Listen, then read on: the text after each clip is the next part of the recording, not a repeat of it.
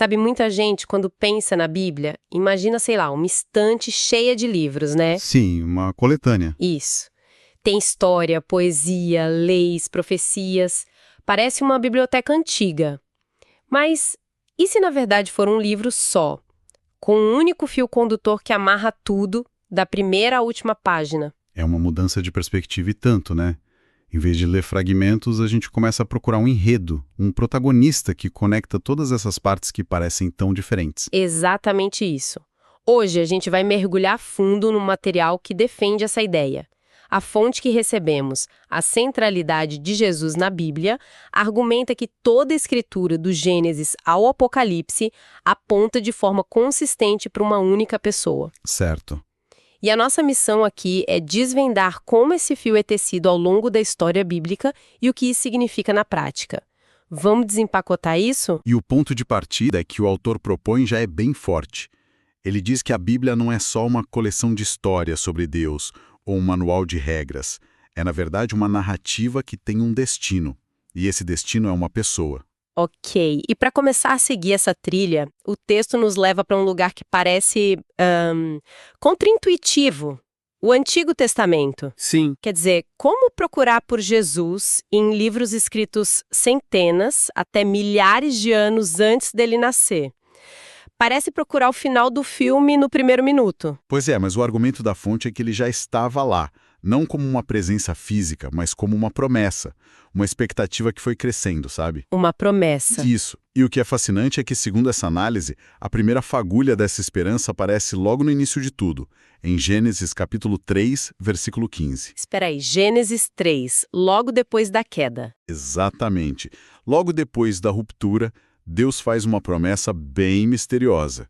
Diz que o descendente da mulher vai esmagar a cabeça da serpente. Então o texto está argumentando que a solução para o problema é apresentada quase que imediatamente após o problema surgir. É isso.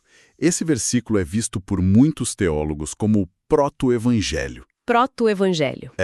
Ou seja, a primeira semente do evangelho. É a primeira luz de esperança num cenário que tinha acabado de escurecer. A partir dali, a narrativa inteira seria a revelação gradual de quem seria esse descendente. Entendi. É como se a história começasse com um enigma a ser resolvido. E essa promessa, ela vai ganhando mais detalhes, imagino. O texto dá outros exemplos de como essa sombra de Cristo aparece? Sim, são vários. A promessa feita a Abraão, por exemplo. Aquela da descendência? Essa mesma, que na descendência dele, todas as famílias da terra seriam abençoadas. O autor conecta isso diretamente a Cristo. Depois, na profecia de Jacó, ele é chamado de leão da tribo de Judá. Certo. Mas talvez a imagem mais forte em Gênesis seja a do cordeiro que substitui Isaque no altar. A ideia de um substituto inocente que morre no lugar do culpado. É um tema que vai ecoar por todo o Antigo Testamento. Certo. Essas imagens são poderosas, mas ainda parecem um pouco abstratas, sabe? Como um ritual ou uma lei pode ser uma sombra de uma pessoa. Como o texto desenvolve essa ideia? Ótima pergunta. O autor usa uma passagem-chave da carta aos Hebreus para explicar isso. Hebreus 10, versículo 1, diz que a lei mosaica era apenas uma sombra dos bens vindouros e não a realidade mesma das coisas. A ideia aqui é que todo o sistema de sacrifícios no templo, as festas, as regras de pureza, nada disso era o objetivo final.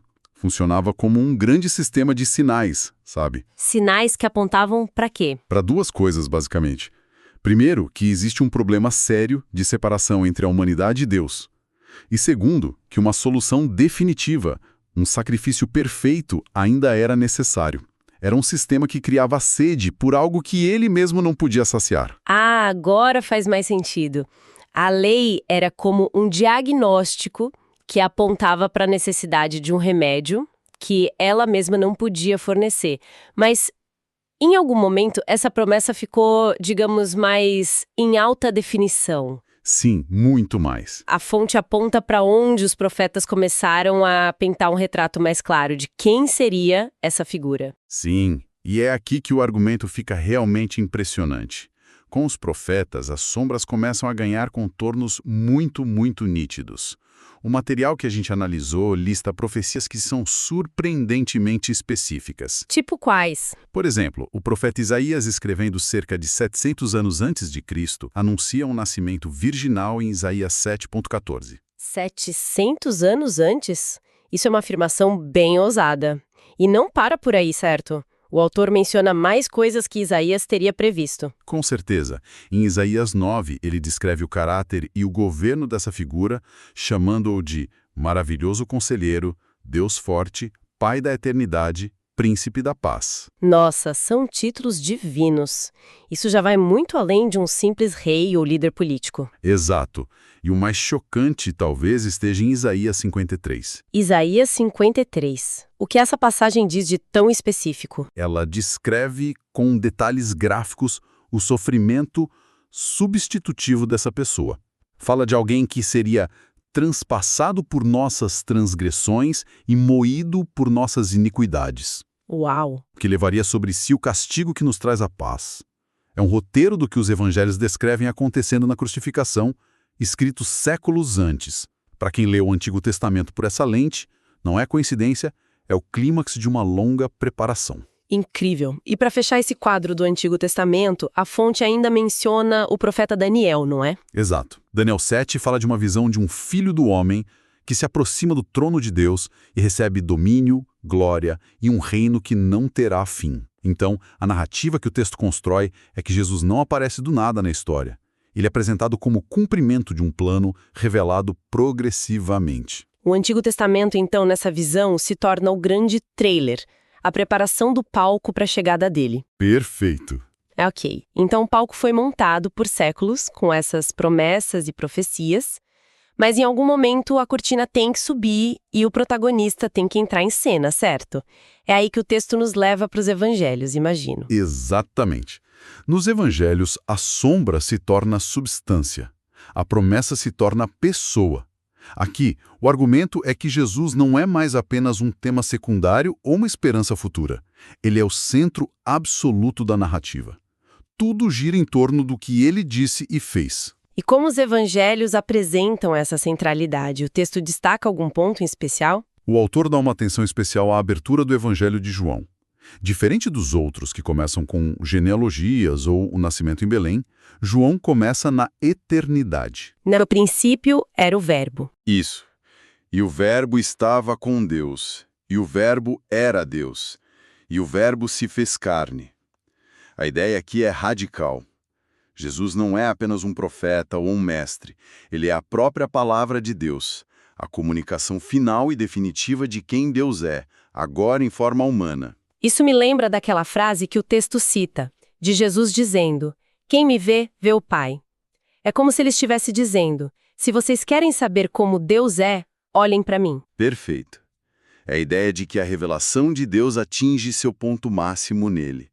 Os ensinamentos, os milagres, tudo, segundo essa perspectiva, aponta para uma única realidade: a chegada do reino de Deus e a pessoa dele como o rei. Certo. E é crucial, como o texto frisa, que ele não veio apenas para ensinar um novo código de moralidade. Ele veio para redimir, e essa redenção nos leva ao que o autor chama de o epicentro de toda a Bíblia. O epicentro. Se toda a história converge para um único ponto, o texto argumenta que esse ponto é a cruz. É uma afirmação muito forte, porque a cruz é um símbolo de tortura, de fracasso. Como pode ser o centro de tudo? O autor se apoia muito na perspectiva do apóstolo Paulo, que escreveu em 1 Coríntios: "Decidi nada saber entre vocês, a não ser Jesus Cristo e este crucificado." É como se Paulo dissesse que, se você tirar a cruz da equação, todo o resto perde o sentido. E o que a fonte argumenta que acontece ali, na cruz, que a torna tão central? A análise que estamos explorando diz que a cruz não é apenas um evento trágico. É o ponto de colisão de toda a narrativa bíblica. É como se três grandes temas que percorrem a Bíblia inteira, justiça, poder e amor, finalmente se encontrassem e fossem resolvidos naquele único momento. Ok, vamos detalhar isso. Justiça, poder e amor. Como a cruz resolve a questão da justiça de Deus? Bom, a narrativa bíblica estabelece que Deus é justo, e a justiça exige que o erro tenha uma consequência, certo? A cruz, nessa visão, é onde essa consequência é paga. Cristo, como substituto, absorve o juízo, satisfazendo a justiça divina e, ao mesmo tempo, oferecendo misericórdia. Não é a justiça sendo ignorada, mas sendo cumprida de uma forma inesperada. Certo. E o poder? Onde está a demonstração de poder numa crucificação? Parece um paradoxo, mas o texto argumenta que é ali que o poder do pecado e da morte é quebrado. Ao morrer sem ter pecado e depois ressuscitar, ele demonstra ter autoridade sobre a própria morte, que era a arma final do inimigo. A vitória não vem através da força bruta, mas do sacrifício. E o amor? E, por fim, o amor. A cruz é apresentada como a demonstração máxima do amor de Deus, que não espera a humanidade melhorar para agir, mas toma a iniciativa de se sacrificar por ela em seu pior estado. Então, a cruz é esse momento de convergência. Mas uma história que termina com a morte do herói, mesmo que significativa, ainda é uma tragédia. A ressurreição deve ser o ponto de virada, então. É mais do que um ponto de virada.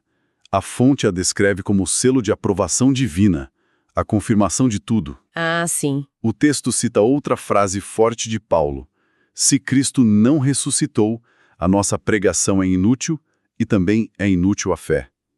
A ressurreição não é um apêndice da história, é o que valida tudo o que veio antes. Então não é só um milagre por si só. É apresentado como a prova definitiva, quase como o recibo que confirma que o pagamento na cruz foi aceito. Exatamente essa a ideia.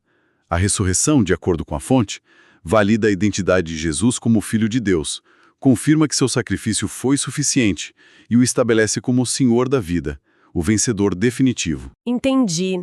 Sem a ressurreição, a cruz seria a morte trágica de um homem bom. Com ela, se torna o ato redentor que funda uma nova realidade. Isso. E essa nova realidade é o que vemos se desenrolar no resto do Novo Testamento, nas cartas dos apóstolos, certo? Depois que Jesus não está mais fisicamente na Terra, como o papel dele muda nesses escritos? Ele se torna uma ideia mais abstrata? Pelo contrário, o papel dele se torna ainda mais concreto na vida da comunidade. O texto sintetiza isso em algumas funções-chave. Primeiro, ele é a cabeça da igreja. A igreja não é uma organização, mas um organismo vivo, e ele é o centro de comando. Certo. Segundo, ele é o único mediador entre Deus e a humanidade. A ideia é que o acesso a Deus se tornou direto por meio dele, sem a necessidade de outros intermediários. E o fundamento? Lembro de ler isso no material. Sim, talvez o mais importante. Ele é o fundamento da fé. A fé cristã, argumenta o autor, não é construída sobre um livro ou um conjunto de doutrinas, mas sobre uma pessoa viva. Uma pessoa. A análise usa uma citação de Romanos 11 para resumir tudo de forma poderosa. Porque dele, por meio dele e para ele são todas as coisas. Nessa perspectiva, tudo na vida cristã começa, se sustenta e termina em Cristo. Se ele é o começo em Gênesis e o centro nos evangelhos, o texto argumenta que ele também é a palavra final no fim de tudo. Sim, a centralidade se estende até a última página. No livro do Apocalipse, que para muita gente parece confuso, assustador, o foco, segundo essa análise, permanece nele. E como ele é retratado lá? Ele é retratado como o Cordeiro que foi morto, uma imagem que conecta seu sacrifício passado com sua glória presente. E ele é o Rei dos Reis e Senhor dos Senhores, a autoridade final sobre a história. E tem aquele título que ele mesmo se dá, certo? O Alfa e o Ômega. Exato. O autor destaca isso como a declaração que amarra toda a narrativa. Ele é o Alfa, o começo, o verbo criador em Gênesis, ele é o centro da história na cruz, e ele é o Ômega, o fim, o clímax para o qual toda a história está se movendo. É uma visão totalizante. Ok, então percorremos esse fio condutor da primeira à última página. Agora chegamos à pergunta crucial. Qual é o e daí? Porque, segundo a fonte, ver a Bíblia dessa forma realmente importa na prática. É aqui que o argumento se torna muito concreto. O autor sugere que reconhecer essa centralidade muda tudo. Primeiro, muda a forma como se lê a Bíblia. Como assim? Ela deixa de ser uma coleção de histórias inspiradoras, mais desconexas, e passa a ser lida como um enredo coeso, uma única grande história com um protagonista claro. Você começa a conectar os pontos. Isso imagino que mude também a natureza da própria fé. Com certeza. A fé deixa de ser primariamente sobre seguir um conjunto de regras ou participar de rituais, e se torna fundamentalmente relacional. A pergunta principal muda de o que eu preciso fazer para quem eu preciso conhecer e seguir. Entendi. E por fim, o autor faz uma advertência bem séria. Sim, eu anotei essa parte. É uma crítica forte. Diz que o cristianismo sem Cristo no centro se torna moralismo, ativismo ou tradição vazia. É quase um paradoxo ter um cristianismo sem Cristo. É uma chamada de atenção para o risco de o foco se desviar. Se o centro não for essa pessoa, é fácil substituí-lo por outras coisas, mesmo que sejam coisas boas. A fé pode virar um esforço para ser uma pessoa boa, que é o moralismo, Ou uma luta por causas justas. que é o ativismo, ou simplesmente a manutenção de hábitos culturais que já perderam o significado.